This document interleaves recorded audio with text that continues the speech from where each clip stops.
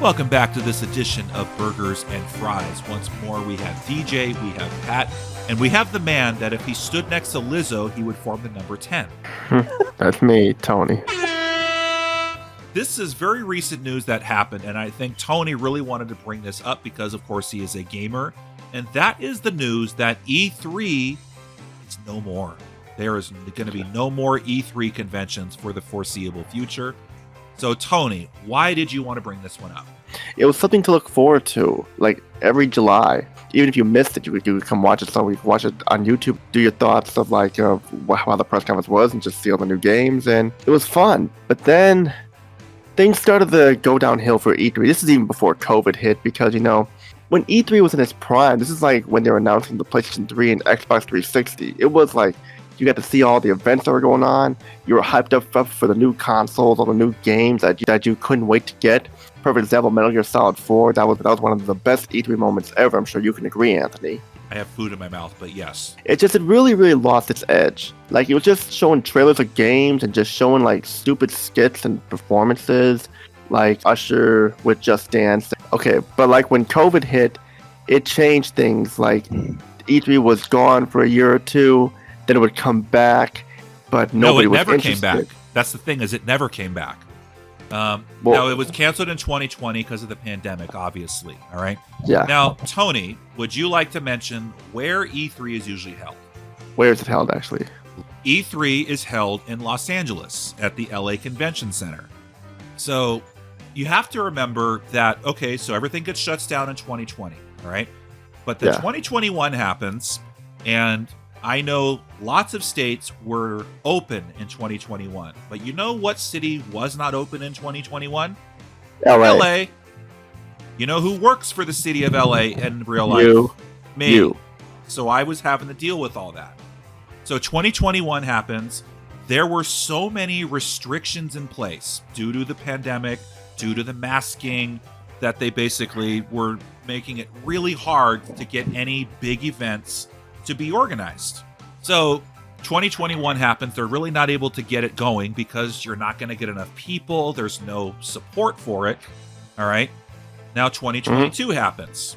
Do you know what city was still doing COVID bullshit in 2022? LA.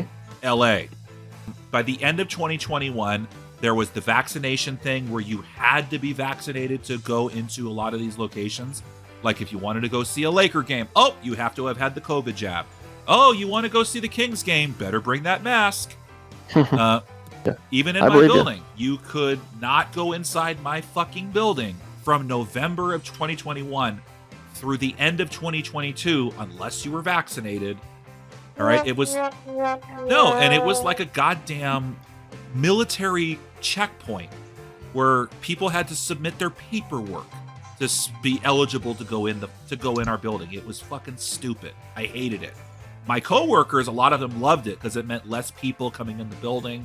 Guys, while my building had a vaccination rule where you had to be vaccinated to enter the building, do you know where I was usually stationed? Outside. So I was usually stationed outside the fucking barrier fence with the so-called unvaccinated. So those 2 years where E3 is trying to come back, you had all of these stupid restrictions in place. So that obviously turned off a lot of people from wanting to go. And now that people have had time to be inside their house, look up YouTube videos, they really just kind of discovered there's no need to go to these conventions anymore. Right? Right. And you got YouTube and all that stuff. You can look up the new trailers and everything. So that, I think, is a big play to it. So, Tony, have you ever been to a convention? I've been to ComicCon twice. Okay. Pat, what conventions have you been to? BronyCon, and this was a few years before the pandemic happened. Okay. Awesome. So, DJ, what convention have you been to?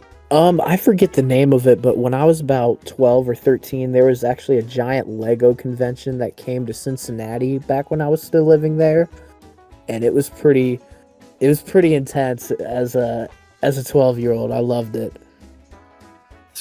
Lego convention as a 12-year-old. Oh God, I would have been in heaven. Oh yeah, it was awesome. So, by and large, would you guys say that going to conventions are fun to go to, or are they more of a hassle to go to? Well, it can be both because one, the price of the tickets, two, the lines, the prices of the food, the prices of all the items they have. It can be fun if you don't buy anything, but if you're buying stuff, it can be a hassle. Not to mention autographs and taking pictures is very pricey. It was at my Brony convention. And I did San Diego ComicCon for about 4 straight years, back when I was with my ex. So, and again, that's the largest of all of the entertainment conventions. And there's plenty of video game stuff there too, last time I checked. But there is. A lot of people like to go to these conventions because you can learn about new stuff that's about to happen, especially 20 years ago or 30 years ago. That's where you would get the exclusive stuff to find out about a new show that's coming out, or a new season of a new show that's coming out. And there was a panel that you can do, win autograph signings or whatever. So yeah, in the case of E3, like you said, during its prime, you're hearing about the PlayStation 3 for the first time. Back when new generation consoles were definitely a leap forward instead of what they are now, where I really can't tell the goddamn difference between a PS5 and a PS4 game. Right. Yeah. Tony, way back when, did Nintendo used to do stuff at E3? Did Microsoft used to do stuff at E3? I'm sure Nintendo did with the days of Nintendo 64 and everything like that, and Super Nintendo, yeah, I'm sure they did, but Microsoft didn't really start doing anything until the Xbox. Back when Microsoft was getting into the gaming industry, maybe they did stuff with E3, but I think now Nintendo does its own convention for video games. That's true. That's true. Yes. Sony does it. Sony does its own thing. Microsoft does its own thing. And you know why they don't do anything with E3 anymore? Money. Because they don't need to. I mean, that was the major problem with E3 and pretty much all the conventions in general, is that they cost money to run. And companies, even major corporations, they don't like to spend money if they don't have to, especially when it comes to doing something on their own. So you don't have to worry about the overhead costs. Like, oh, why should I have to pay you money to showcase my game when I can showcase my game on my time, and not have to worry about the middleman? So that's why a lot of companies are no longer with E3 anymore. That I do understand there, because why should they spend their own money on convention when they can just do it their own? When E3 was on, you would have the Sony fanboys bashing the Microsoft conference and vice versa. When reality is that this thing, only the Sony fans have to watch the Sony conference, while the Microsoft ones will watch that conference. So that's kind of what makes things better. Let's just talk about, again, it's like, why do a lot of people not want to go to these conventions anymore? It's, well, you know what? If you don't like people, you definitely don't want to go to a convention. Yeah, I mean, like, back then, you could also play demos of the games there. I heard you couldn't even do that anymore. Well, nowadays, it's like, why would I go to a place to play video games when now it's all streamed, it's all downloadable, and I can get a demo downloaded straight to my computer or console, and I don't have to spend money on the hotels or the gas or the plane tickets even. The games that they were shown at E3 weren't as interesting as the ones back then. Like, anybody remember with the 2006 E3 conference of Microsoft where they were showing Mass Effect? Seeing Mass Effect for the first time, it was something that look forward to. But before E3 got canceled, there was like, okay, where I know this game is coming out. Okay, who didn't expect this to come out or so?